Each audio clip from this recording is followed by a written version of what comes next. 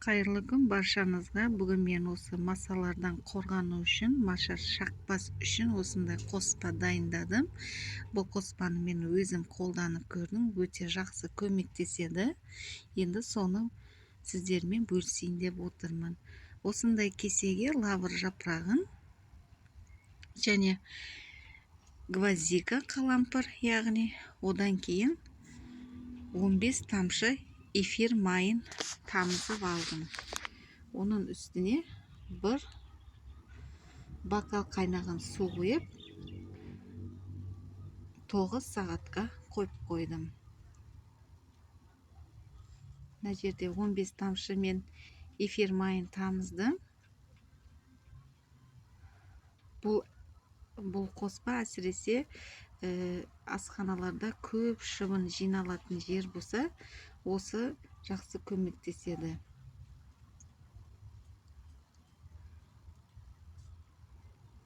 Мына жерде 9 сағаттан кейін түрі осындай болып шығады.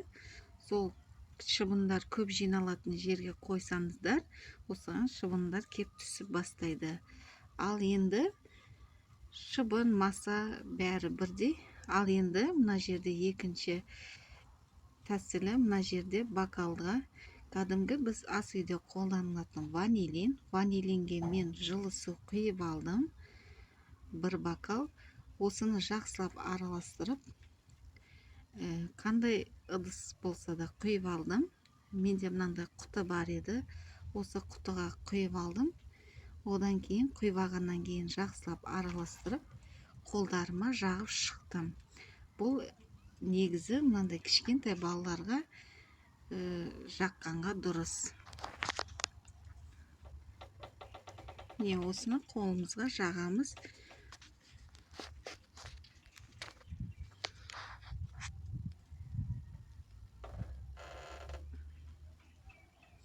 Ал енді тағы ванилиннің тағы бір түрі, ол ванилин креммен дайындалады.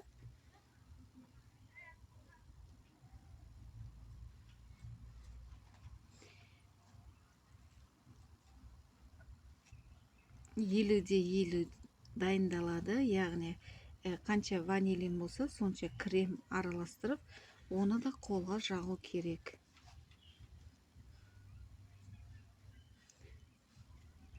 Не осында ванилин, кәдімгі ванилин ас үйде қолданылатын. Өте пайдасы жақсы. Ал енді үшінші тәсілі, мынандай бір стакан суға мен осы гвоздиканы салып алып, 15 минут қайнатып, суытып қойдым. Суығаннан кейін осыны ыдысқа құйып алып, маса шаққан жерлерге, яғни маса шақпау үшін осында қолдарыма жағып шықтым. Бұл қоспа өте жақсы көмектеседі. Мен өзім пайдаланып, қолданып көрдім.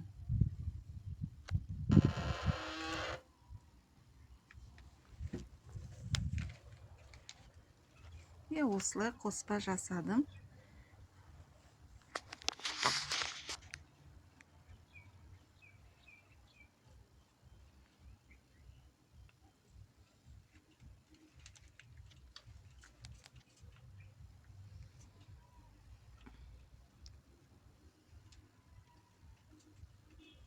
Қандай ыдыс болса да, әйтеуір табылған ыдысқа құйып қойдым.